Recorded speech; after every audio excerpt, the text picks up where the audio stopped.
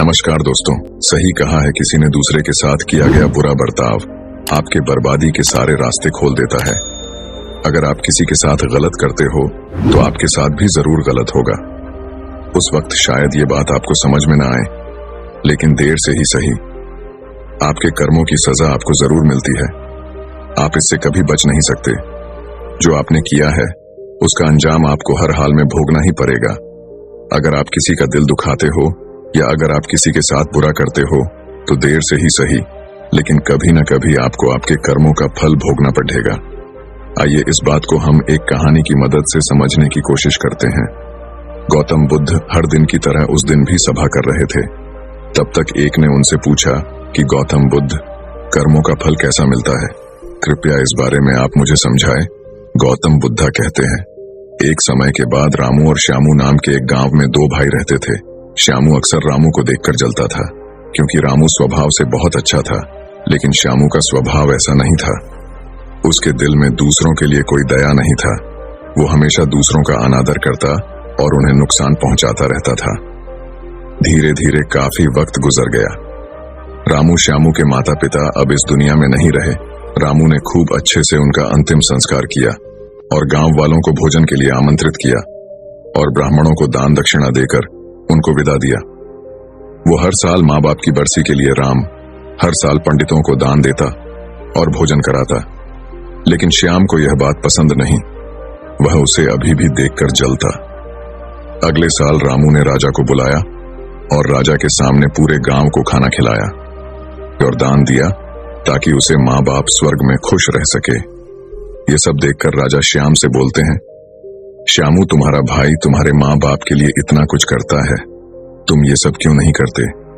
क्या तुम्हें समझ नहीं है कि तुम भी अपने माँ बाप के लिए कुछ ऐसा ही करो? श्याम में कुछ नहीं बोला और वहां से चला जाता है।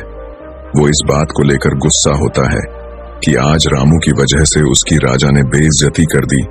वो अपने अपमान का बदला लेने के बारे में सोचता है और अगले दिन एक ढोंग करना शुरू करता है। नगर के सामने जोर जोर से चीखने लगता है, मेरे माँ बाप मेरे सपने में आए थे, वो स्वर्ग में खुश नहीं है। वो चाहते हैं कि कोई उन्हें वहां जाके खाना बना के खिलाए, वो तभी खुश रहेंगे।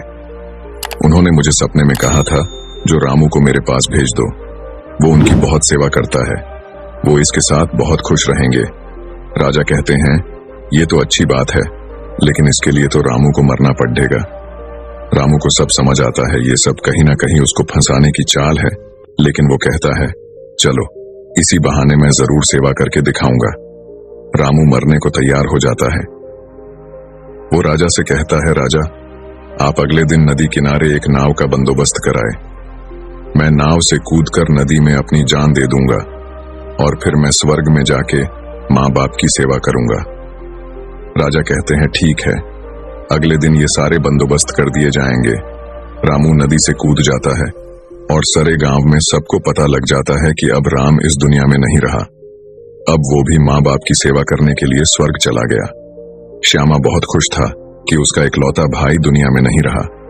जो भी राजपाट और जमीन है, अब वो सब उसका मालिक बनेगा। धीरे धीरे काफी दिन गुजर चले।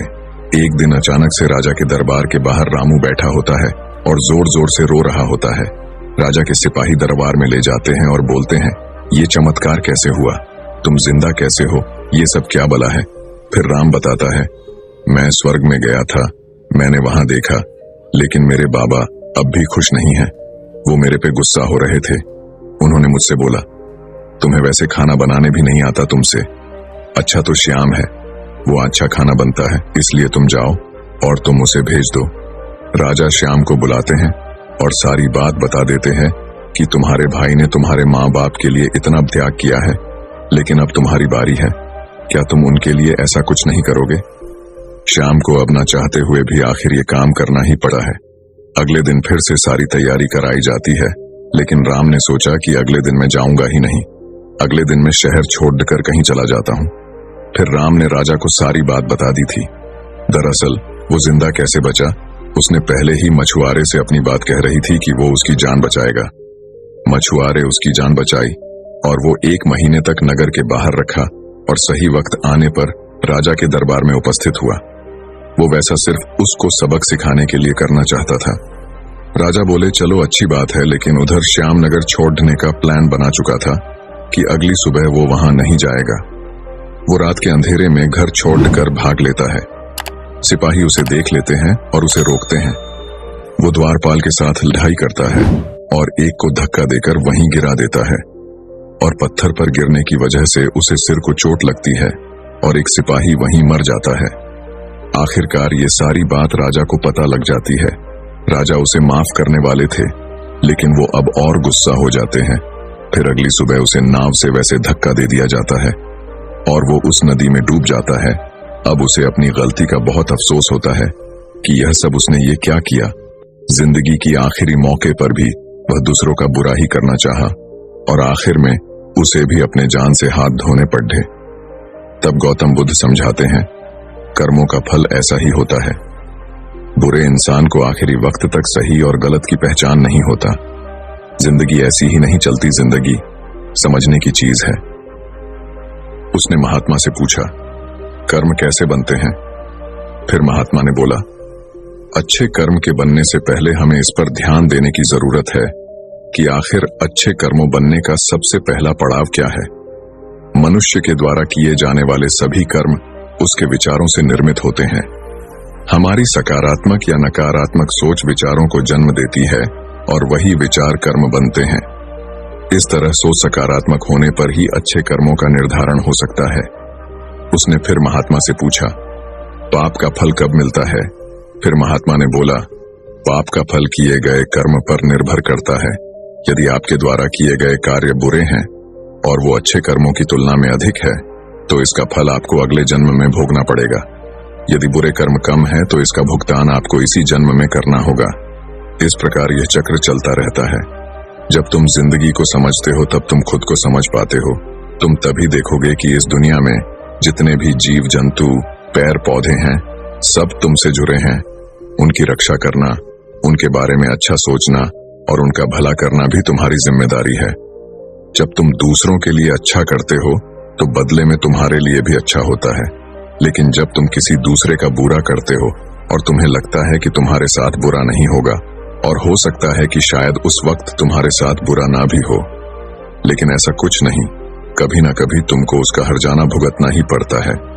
इसीलिए तुम्हें यहाँ पे किसी का बुरा करने का कोई हक नहीं है। तुम्हें यहाँ पे किसी के साथ गलत व्यवहार करने का कोई हक नहीं है, क्योंकि कर्मों का फल कभी न कभी मिलता ही है। बाकी अगर ये कहानी आपको अच्छी लगी हो तो इस वीडियो को लाइक करें और ऐसी और कहानी सुनने के लिए चैनल को सब्सक्राइब करें। तब तक मिलते हैं हम आपसे ऐसी ही एक और प्रेरणादायक कहानी के साथ अगले दिन। धन्यवाद।